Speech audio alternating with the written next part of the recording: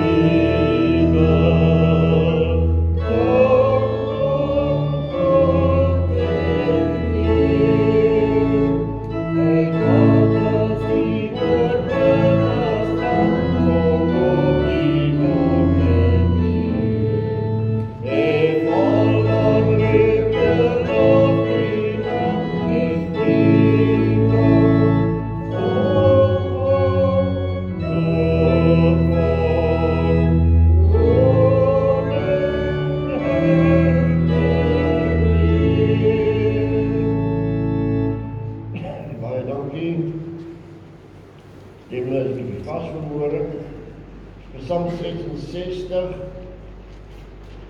vers 1 en vers 3, voor die wet voor die eerste aan onskuldig, en die derde vers laat ons dan opnuut ons antwoord. Ons gaan naar die wet van die Here, soos ons vind in Mattheus 22.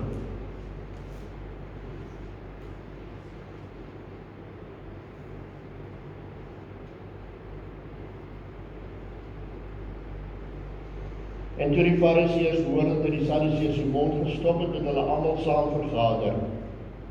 En een van hulle, 'n wetgeleerde, het 'n vraag gestel om te versoek en gesê: "Meester, wat is die groot gebod in die wet?" En Jesus antwoord hom: "Jy moet die Here jou God lief hê met jou hele hart, en met jou hele siel, en met jou hele verstand. Dit is die eerste en die groot gebod.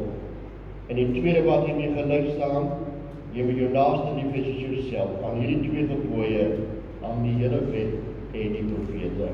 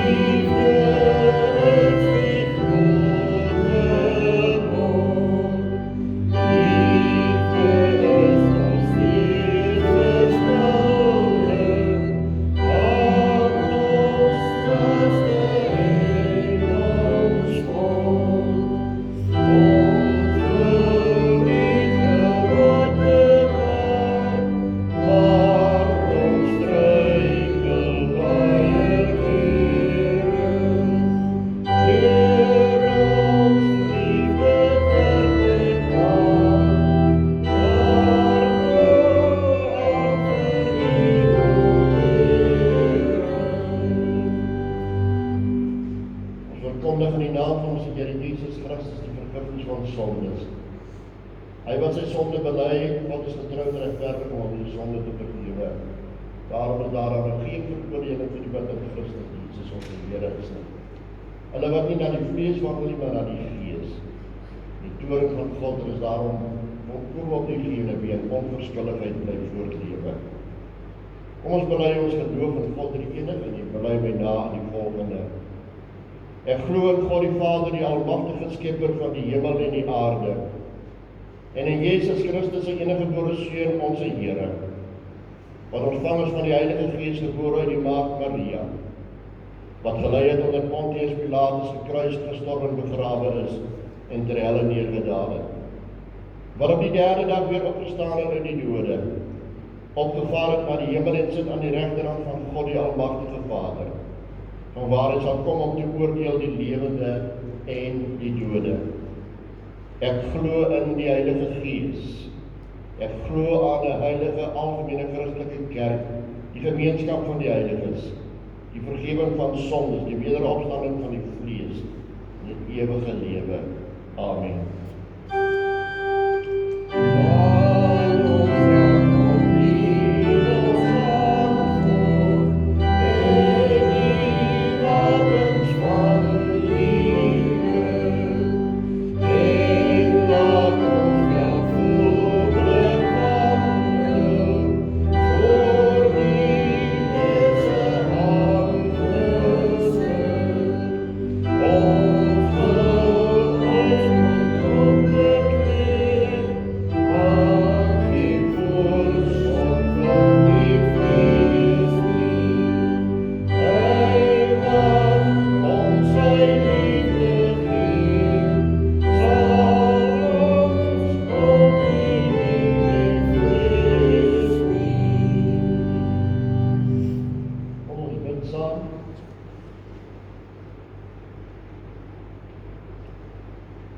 Aanbiddelike God, drie-enig,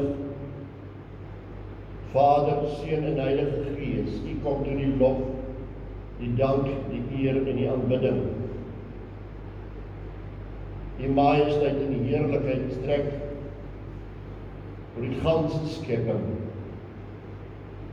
En U is die enigste Skepper, Verlosser en Volender. Dank Here dat ons U mag ken, omdat U ons geken het. Dankie dat ons U mag lief hê, omdat U ons eerste lief gehad het. Dankie dat ons in U mag glo, omdat U aan ons die geloof geskenk het. Here, ons kyk terug op ons lewenspad, en ons sien en ons bely, dat U vir ons sorg, soos 'n vader vir sy kinders. En ons kyk na die pad vorentoe, en ons weet, U is getrou en U sal ons dra tot die volëinding. Ook in hierdie week wat verby is, het daar baie dinge gebeur, goeie dinge, maar ook bose dinge. En dankie dat ons die woord het wat ons leer, dat U is in beheer en U regeer. En U weet wanneer, hoe en waar. Dankie Heer vir U genade, die barmhartigheid, wat U ook vir ons bewys, wanneer ons struikel en ons swak is. Dankie Heer dat ons mag bid vir hulle wie siek is. Leef hulle zet in die hande, Here, waar sy goeiemorgen begin met gewe. Ons vra dat die vraag sal aanraak na gesinne, sal versterk, Here, en ons bid vir genesing. Hulle wie oud en bejaard is, wie nie meer kan gaan waar hulle wil nie. So baie nou die verlange om in die huis te wees, waar hulle kan nie. Dankie Here dat ons mag bid dat die Deur die Gees daarby hulle sal wees en hulle sal vertroos. Hemelse Vader, ons bid vir U kerk hier ter plaatse en oor die hele wêreld heen. Dankie dat ons mag sing dat U self U kerk in stand hou. Dankie dat ons mag bid vir die wêreld. Here, ons sien hoe die bose opborrel en bruis met 'n grootse aggressie.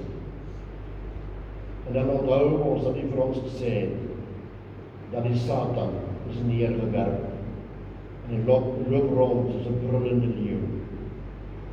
Maar dankie Here, dat U hom gebind het.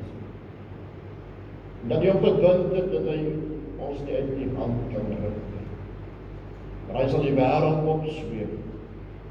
Maar Here, die oordeel kom.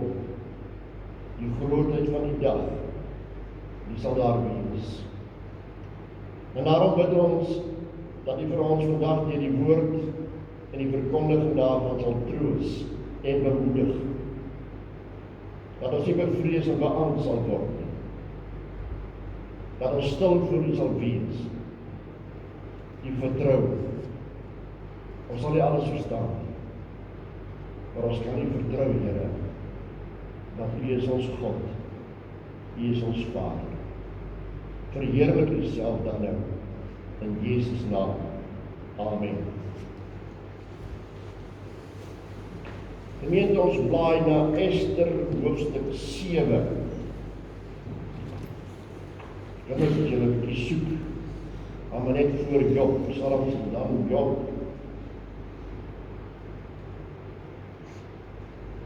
Dan sal jy by Ester kom. En ons teksvers is Ester 4, vers 14, die B-gedeelte.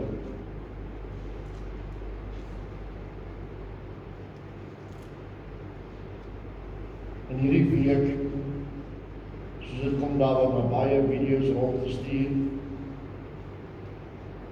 kyk ek 'n video oor 'n plaasmoord in midde, so rukkie terug. En die video is gemaak op grond van die hofgetuienis van die aanvallers.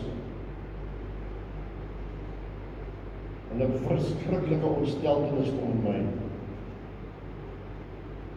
'n woede en 'n worsteling met God.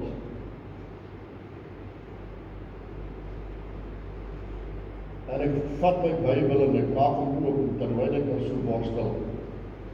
En ek laat hom sommer net opval. En ek sit nog in gebed en toe klaar is en toe ek afkyk. Toe sien ek dis Ester hoofstuk 7. En toe lees ek dit. Haman word deur Ester aangekla en ter dood gebring. Nou die agtergrond wil ons net gee as jy Ester nou ken. Dit is die ballingskapstyd van die Jode onder koning Ahasveros. 'n baie bespotiewe koning, baie partytjies gehou. En toe eendag weer so 'n partytjie gehou het en lekker dronk was, spog hy met alles wat hy het. En hy wil ook spog met sy beeldskone koningin. En laat hy vas die roep en sy weier, want sy sê, sy laat haar nie tentoonstel as 'n besitting vir vreemdes. En omdat sy geweier is, word sy ontroon. En toe kry die koningsraadgewers die blink idee dat hy van 'n klomp meisies uit die volk uit bymekaar maak, die mooistes, en dat hulle versorg word in sy hof vir 'n tyd, en dan kan hulle een per nag dan deurbring, en aan die einde dan kan hy besluit wie. En daar was gewees 'n Joodse meisie, wie deur haar oom grootgemaak is, deur Mordegai. Sy was beeldskoon gewees. Sy word ook gevang. Sy word ook by die koning se huis gevang. Lang storie kort te maak, aan die einde val die koning se smaak op haar. Maar sy daar die identiteit nie bekend gemaak, dat sy Jodin is. En dan was daar in die hof van die koning Haman, hy die Jode gehaat en het alles probeer om die Jode uit te roei. En met sluwheid het die koning so ver gebring om 'n eed te teken, te verseël met sy seelring, dat die Jode uitgeroei moet word op 'n datum. En Mordegai het dit gehoor, so dat hy met Ester, sy pleegkind, begin kommunikeer. En ons weet daardie tyd kan die koningin nie sommer voor die koning verskyn nie, behalwe sy haar laat roep. En dit was juist in daardie tyd gewees dat in baie lang tyd van sy bespotierigheid, dat hy haar nie laat kom nie. Daarom sê van, jy moet gaan. Sy sê, kan hy van my doodmaak? En dit dan in die agtergrond. Toe die koning en Haman inkom om saam met koningin Ester die feesmaal te hou. Sy het toe ingegaan, sy het haar lewe gewaag. Koning was aan opgesind en het was soos, ek kan enige iets begeer. En nou uit daar begeerte uit, het sy nou hierdie fees gehad. Toe die koning en Haman inkom om saam met koning Ester die feesmaal te hou, en die koning van Ester ook op die tweede dag terwyl hulle wyn drink, vra, wat is jou bede, koningin Ester? dit sal jou toegestaan word. En wat is jou versoek? Al was dit die helfte van die koninkryk, daaraan sal voldoen word. En die koningin Ester sê, as ek genade in u oë gevind het, o koning, en as die koning dit goed vind, laat my lewe my geskenk word op my bede en my volk op my versoek. Op hierdie stadium het die koning nog niks geweet van die komplot. Want ons is verkoop, ek en my volk, om verdelg, gedood en uitgeroei te word. Was ons nog as slawe en slavinne verkoop, dan sou ek geswyg het. Maar hierdie ramp sal onder die verliese van die koning sy weerga nie hê nie. Toe spreek koning Ahasveros en sê aan koningin Ester, wie is hy en waar is hy wie sy hart hom ingegee het om so te maak? En Ester sê, die teenstander en die vyand is hierdie slegte Haman. Toe skrik Haman voor die koning en die koningin. En die koning het in sy woede van die maaltyd opgestaan en na die tuin van die paleis gegaan, terwyl Haman daar bly staan om van die koningin Ester die behoud van sy lewe af te smeek. Want hy het gesien dat die onheil oor hom by die koning vasbesluit was. Toe die koning uit die tuin van die paleis in die saal van die maaltyd terugkom en Haman juis op die rusbank neergeval het waar Ester op sit, sê die koning, wil hy die koningin ook nog geweld al doen by my in my huis? Die woord was nauweliks in die mond van die koning, of hulle het die gesig van Haman bedek. Daarop sê Arbona, een van die hofdienaars voor die koning, daar staan reeds die galg wat Haman laat maak het vir Mordegai, wat in voordele van die koning gespreek het, by die huis van Haman, 50 el hoog. Toe sê die koning, hang hom daarin op, en hulle het Haman opgehang aan die galg wat hy vir Mordegai opgerig het, en die woede van die koning het bedaar. En in hoofstuk 4, ons dan net terug hoofstuk 4 vers 14. Dit was toe Ester so 'n onsekerheid, Ester het haar vreemde naam, dit is nie haar Jode naam. Toe sy ywer en versigtig is, toe laat weet haar oom Mordegai vir haar. Want as jy nou werklik swyg, sal daar van 'n ander kant af verligting en 'n redding vir die Jode tot stand kom. Maar jy en jou familie sal omkom. En dan die gedeelte, en wie weet, of jy nie met die oog op 'n tyd soos hierdie, tot die koninklike waardigheid geraak. Tot sover mag die Here die woord ryklik in ons sien. Oral waar God se volk gegaan het, is hulle gehaat deur die omgewing, deur die wêreld. En dit was 'n haat wat eintlik gerig was op God self, vanuit die afgode wêreld en die heidendom. En so was Israel in ballingskap daar gewees, onder Ahasveros. En Mordegai die Jood, was 'n sterk leier onder die Jode.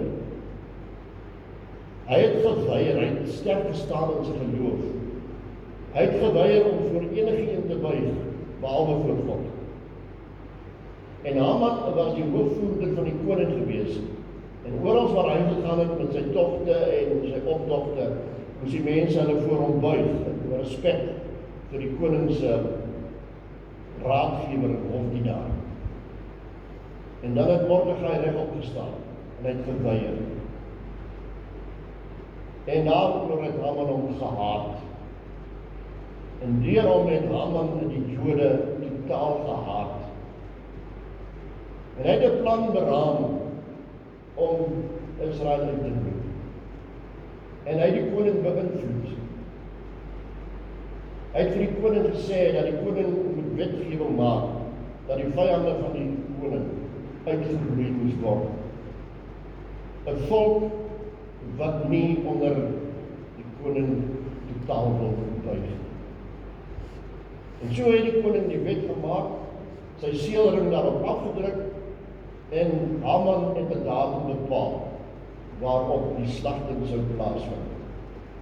Briewe is uitgestuur na al die provinsies toe, waar daar gereed gemaak moet word, om elke Jood wat in daardie distrik is, provinsies is, dood te maak.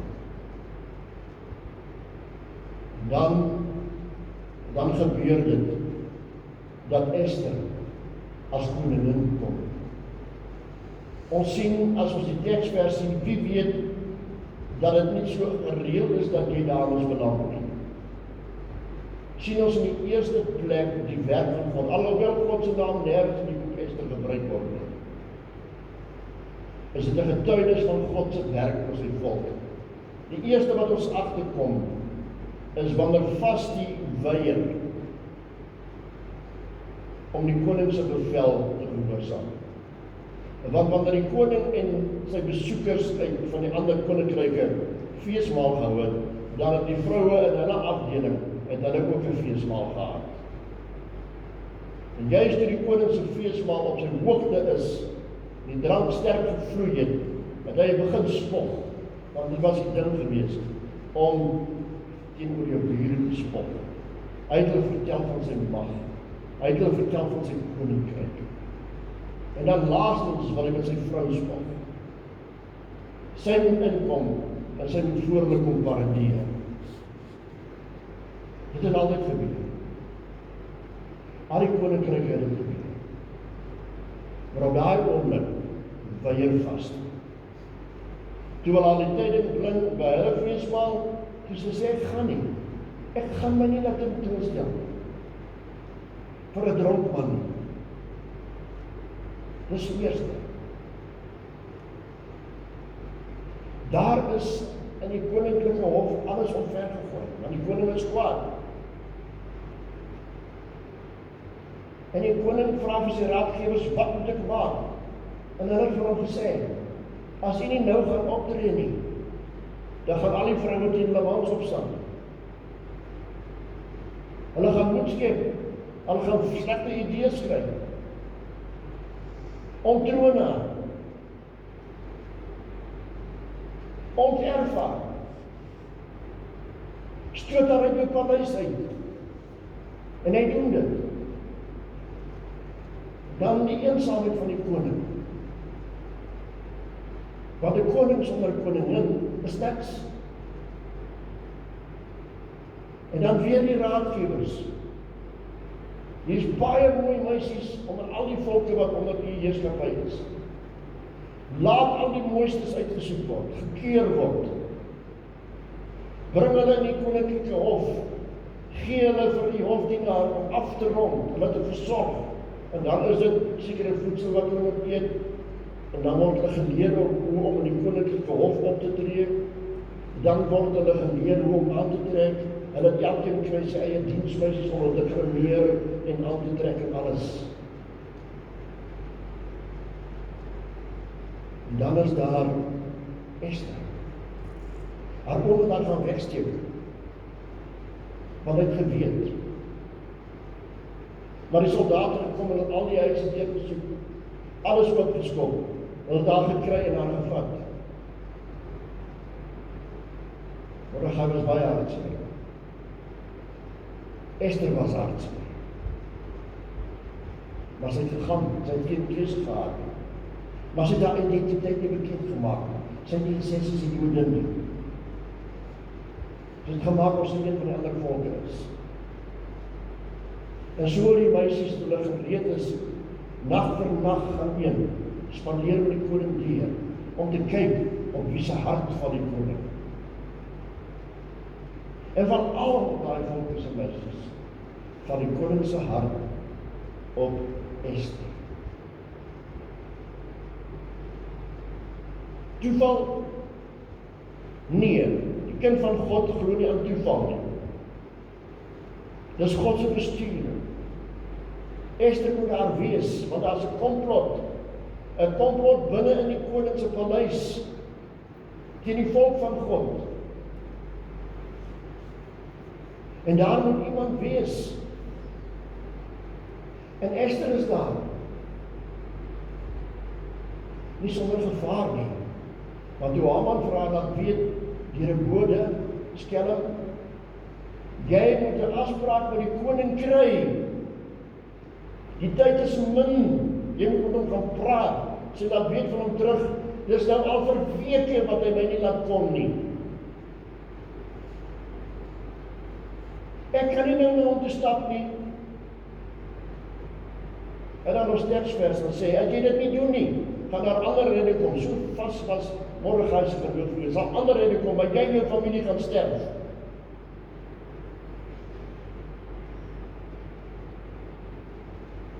Dan lees ons, dit sê haar wat aantrek, sy laat mooi maak, en sonder dat sy versoek is om te kom, het sy ingestap. Maar die reël was, my broers, is dit, as hy inkom, moet dit op versoek wees. As hy nie op versoek kom nie, kan die koning kwaad word. Maar as hy dan inkom, of selfs as hy had versoek het om te kom, dan moet sy gaan stap tot voor die troon. Daar moet sy met geboor hoof, moet sy nader kom. Daar moet sy gaan staan, totdat hy sy scepter, sy staf vat en dan aanraak. Dan kan sy haar kop optel, want dan gee hy goedkeuring. En so stap sy teen die reëlings en teen die hofhouding in, stap sy in. Sy amptenare was ontstel, wat hoe kan die koningin so blaatant wees? Maar sy stap tot voor sy troon geboor hoof. Hy kan bevel gee wat hulle doodmaak. Want is dieselfde betreden as wat Vasti gedoen het, ongehoorsaamheid. En daar is nog baie ander meisies wat gereed is.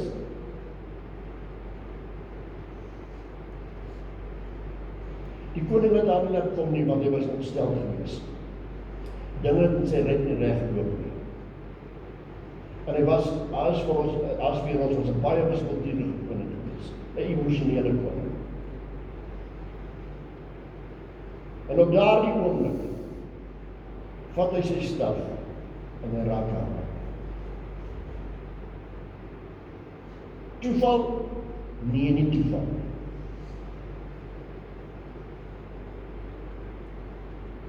En dan vra hy vir haar, wat is jou versoek? Hoe kom het jy gekom? En er was 'n paar aanbloed daartoe gewees, en sy het gevra vir 'n feesmaal, en sy het gevra dat Haman ook daar moet wees, en so was haar die eerste, en toe sy tweede ene kom by hierdie ene, en dan vra hy weer vir haar, wat versoek jy? En dan versoek sy haar volk, haar lewe, en haar volk se lewe. En sy sê, daar is 'n slagting wees, wil die koninkryk nog nooit gewees nie. En dan is die koning ontnigter, want jy weet, die konings het geregeer deur hulle raadgewers. En baie raadgewers het misbruik gemaak daarvan. Die koning het hulle vertrou. Dan hulle met hulle wil gekom, en hy het net sy seun opgesit. En hy het sy seun opgesit, daar het hulle nie geweet waaroor dit gaan nie. En as hy dan vir Ester vra, nou wie is dit wat hierdie ding gedoen het? En sy sê hierdie bedrieë, hierdie Haman. Die uiteinde is Haman, is al so seker van sy saak, hy het 'n galg laat bou, 5 meter, uit 'n voet, om Mordegai op dan, want as daai slagting sou kom, was die eerste wat hy wou doen, hy wou vir Mordegai vat, en aan die galg opbang, met daai groot Joodse slag. Die koning se bevel kom, almal op, dis Haman. Ons sien hier 'n skadubeeld in God se werk. Ester is 'n skadubeeld van wat toe kom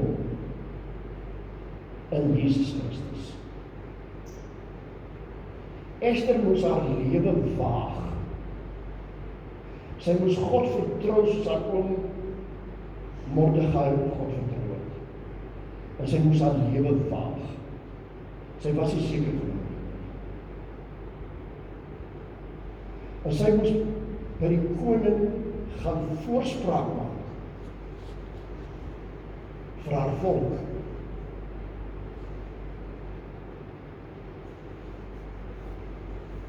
Sy was die voorbidder wat 'n woord vir die koning moes doen. God se weg, God se manier, nie engele nie, nie meer 'n droom van die koning nie, maar deur 'n fisiese persoon, 2 persone, oom Mordegai en pleegkind Ester.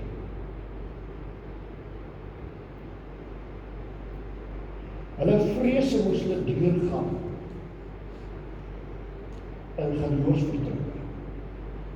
Dit kon andersom gewees het, maar hulle moes God vertrou. Daarom het Mordegai vir Ester gesê, wie weet, is jy nie dalk daar op hierdie oomblik in die paleis as 'n bestuurder nie? En so kom God en hy stuur sy seun Jesus Christus. Die skadubeeld word 'n persoon en Jesus as mens. Hy het nie net sy lewe gewaag nie, hy het sy lewe gegee. Ester moes haar lewe waag om voorspraak te kon wees. Jesus Christus het sy lewe gegee om voorspraak te wees. Ester moes gaan om haar volk se lewe te red. Jesus Christus kom en hy gee sy eie lewe om sy volk te red, om sy kinders te red. En Jesus Christus is vir ons voorbidder. Hy is ons voorspraak, sê die Bybel vir ons. Daarom lees ons in Johannes 17 ook sy gebed vir sy kerk. En hy het opgevaar, en hy sit in die regterhand van God die Vader, en die Bybel sê vir ons, hy is nou nog, vandag nog ons voorspraak, ons voorbidder. Daarom toe Johannes hom in die hemel sien, en hy vir hom sê, die leeu, die stam van Juda, en hy kyk op te sien, nie 'n leeu nie, hy sien nie 'n tweede Dawid nie, 'n held nie. Hy sien een soos 'n lam wat geslag is. Met ander woorde, die kruisigingsmerke is in sy liggaam. Hy het nie geestelik opgevaar nie. Hy het vergeheerlik, liggaamlik opgevaar. Die Bybel sê vir ons, Moses, Elia, is in die hemel liggaamlik. En God se volk na die son. Daarom het ek ook op die berg verheerlik aan Jesus Christus verskyn. En Jesus is liggaamlik daar verheerlik. Maar die spykermerke is nie weggevat nie. Sy verheerlikte liggaam is nie totaal geheel en genees en herstel nie. Want op aarde reeds het hy vir die disciples gesê, Thomas gesê, kom, bring jou van my stukje in die merk in die spykers, bring jou hand en steek het in my sy. En so sien Johannes, wat is dit? Dit is die voorspraak en die voorbidder. Hy is die apostel skryf vir ons, hy sê, en Jesus Christus het 'n pand van ons met hom nie saamgeneem, dis ons liggaam. Die menslike liggaam. En 'n pand is iets wat die saamval om nooit te vergeet nie.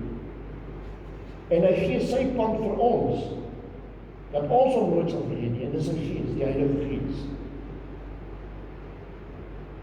Daar is Jesus ons voorspraak. En wanneer ek dan 'n video kyk, en ek sien hoe 'n pa en 'n ma en 'n 2-jarige dogtertjie koelbloedig doodgemaak word, met verlustiging en vermaak. En voordat die ma in die agterkop geskiet is terwyl sy gekniel gestaan het, getuig die mense, die aanvallers in die hof, het sy die Onse Vader opgesê.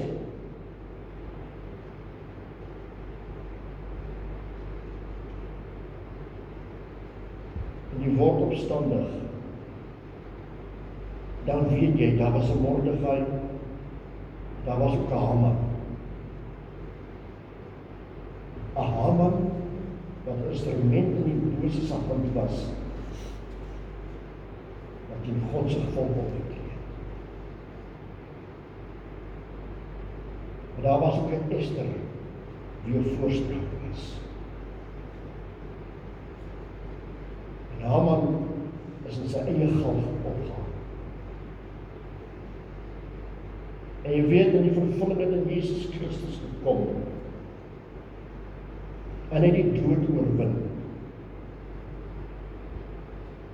'n Pa kan veg tot die einde toe, om sy gesin te beskerm, en met panga se voete klop so gekap dat hy sy hande nie meer kon gebruik nie, en hy lê op die grond, en hulle steek hom met virke in die rug. En jy moet hoor, hoe hulle die 2-jarige dogtertjie wat rondom haar pa is om hom te help wegvat, en omdat sy so skree, vat haar weg, en die ander een kom van agter, en hy skiet haar deur die kop. En hulle vat die ma huis toe, kry die geld wat daar so is, en dat daar wat nie staan, teregstelling, en terwyl sy die Onse Vader opsê, word sy tereggestel met die stoot van agter die kop. Dan vra jy, hoekom? En daar is net een met wie jy kan praat, dis met God. Help nie ons vra vir mekaar nie. Help nie ons gaan na die media's toe en sê, dis is genoeg nie. Wanneer kom daar 'n einde nie? Dis net God. Maar gaan jy na die Here toe, en as jou Bybel opval, terwyl jy nog self bid, en die Here sê vir jou, lees hierso. Onthou die preek, moenie jou oor uitleen nie. Moenie jou oor uitleen aan die media nie. Gee jou oor vir die Here. As die Here vir my sê, moenie jou oor uitleen nie. Lees hierso. Dan weet ek, die Satan het 'n galg gebou vir God se kinders. Hy het 'n galg gebou vir die Seun van God, in die vorm van 'n kruis. En toe die Seun van God aan die kruis sterf en hy lê op die graf neer, het ek gedink is verby, maar dit was nie verby nie. Want dit is God wat self opgetree het. Dit is God self wat aan die kruis gehang het met sy Seun. En lees ons dan verder Openbaring. Dan lees ons daar toe Jesus Christus die hemelvaart gehad het, toe hy toegemaak is deur die wolke en sy disippels hom nie meer kon sien nie. Vertel Openbaring vir ons verder, dat voordat Jesus by die troon kon kom, het Satan en sy engele hom tegemoet geskiet om hom te keer. Dan lees Openbaring 11:12-13. Om hom te keer.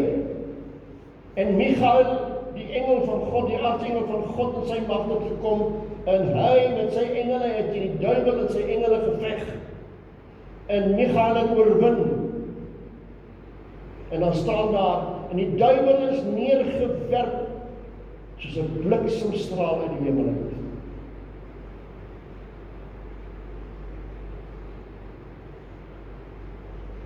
Hy het 'n galg gebou, maar die galg is so eie mens. Nou is hy en ek nog daar, sy kerk is nog daar. Hy is nog altyd met 'n galg besig vir ons.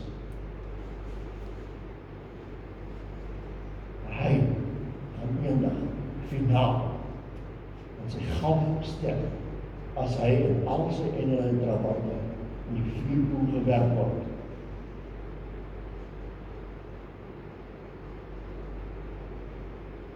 Jesus Christus is ons Here, wat sy lewe gewaag en gegee het vir ons, soos Ester haar lewe gewaag het vir haar volk.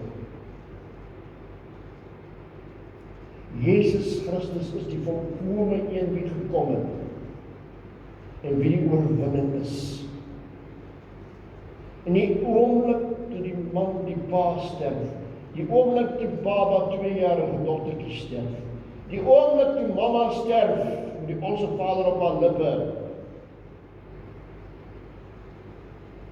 het God hulle gevat. En hulle is by hom.